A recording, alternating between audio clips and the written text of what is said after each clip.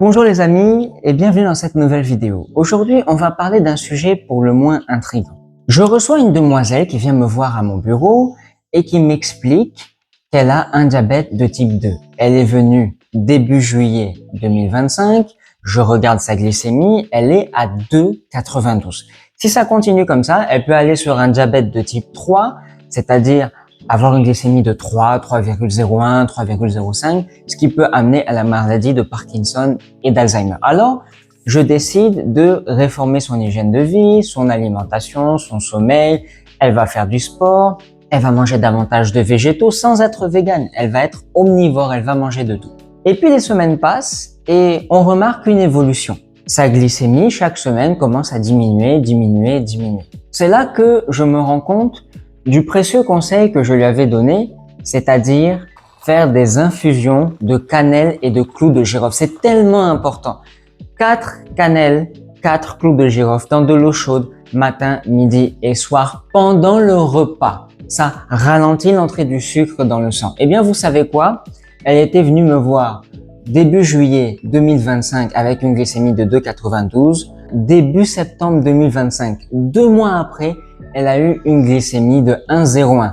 D'ailleurs, au moment où je tourne cette vidéo, elle m'a envoyé un message ce matin. Sa glycémie est à 0,97. Pour être dans la norme, il faut être entre 0,70 et 1,10. Après, si vous êtes à 1,10 à 1,25, vous êtes prédiabétique et au-delà, vous êtes diabétique. Elle a réussi de passer de 2,92 à 0,97. Mais on va s'arrêter à 1,01. Qu'est-ce qui s'est passé?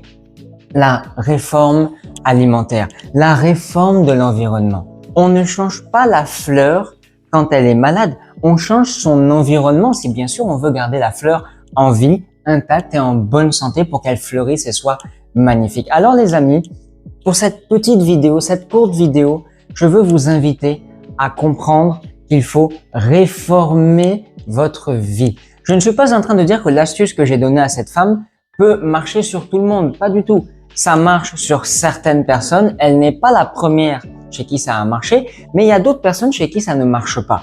Il faut toujours consulter un professionnel de santé. Parfois, vous serez obligé d'aller voir un médecin, un diabétologue qui va vous prescrire de l'insuline. Et puis, vous aurez le naturopathe que je suis et le diététicien également qui pourra vous accompagner dans votre alimentation, dans votre mode de vie pour vous aider. Je ne fais pas cette vidéo pour attaquer la médecine conventionnelle en disant ils ne peuvent pas ou autre, pas du tout. Je fais cette vidéo pour dire qu'il y a des maladies que la médecine naturelle arrive à mieux soulager que la médecine conventionnelle. Et il y a des maladies, bien sûr, que la médecine conventionnelle soigne mieux que la naturopathie. En l'occurrence, là, on a eu un résultat qui est quand même incroyable. Les diabétologues et la médecine conventionnelle a tendance à nous dire oui, le diabète, c'est à vie. Preuve que non, puisque quand même la glycémie est revenue avec aucun produit chimique et avec des produits naturels. Donc maintenant, les 2-3 prochains mois, cette patiente n'aura plus besoin de consommer cannelle et clous de girofle parce que c'est ça qui l'aide à faire baisser sa glycémie.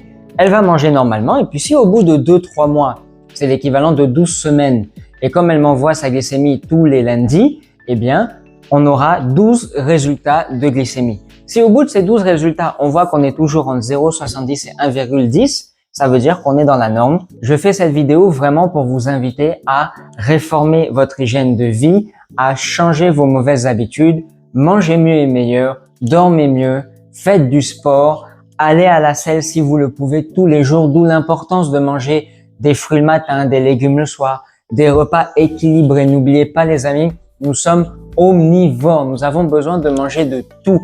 Non pas forcément sur une journée comme beaucoup le pensent, mais sur la semaine. Un yogi est toujours censé, vous savez, évacuer ses selles 2 fois par jour.